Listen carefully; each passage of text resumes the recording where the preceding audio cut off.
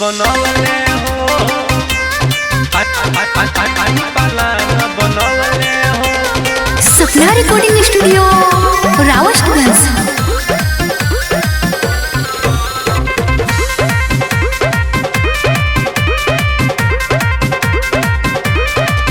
हम बांध के सहरा आई बहो तोहे डोली में उठा के ले जाई बहो। ए बुझलू की ना हम बांध के सहरा आई बहो तोहे डोली में उठा के ले जाई बहो। मनिला हमर बात बानी सपना सजवले हो। दिल्ली में मनाई बहनी मुन रानी बानी पलान बनवले हो। दिल्ली में मनाई बहनी मुन रानी पानी पलान बनवले हो। अब के पलान ना कैंसिल होके के चाहिए।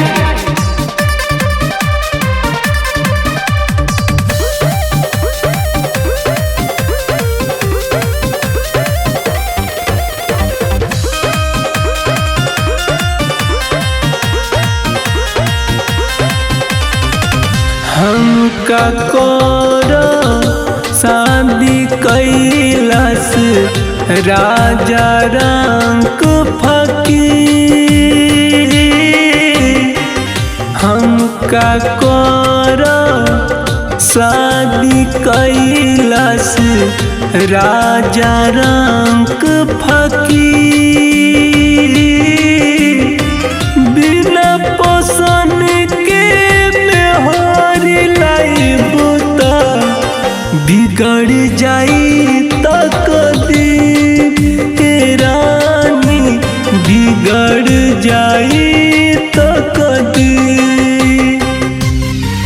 हम गाड़ी बुकिंग करवाई बहो तोरा दिल के सैर कराई बहो। तोरा बियर बार में घुमाई बहो तोरा मिक्सिंग हाउस पिलाई बहो। दिल्ली में मनाई बहनी पानी पलान बनवले हो। दिल्ली में मनाई बहनी मुन रानी पानी पलान बनवले हो। बुझत बाड़ू ना।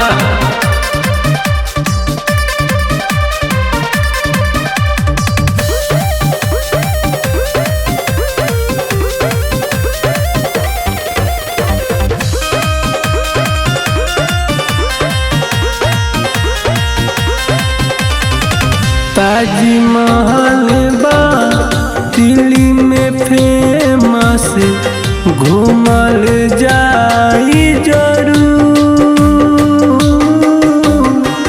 ताजमहल बा दिल्ली में फेमस घूमल जाई जरूर।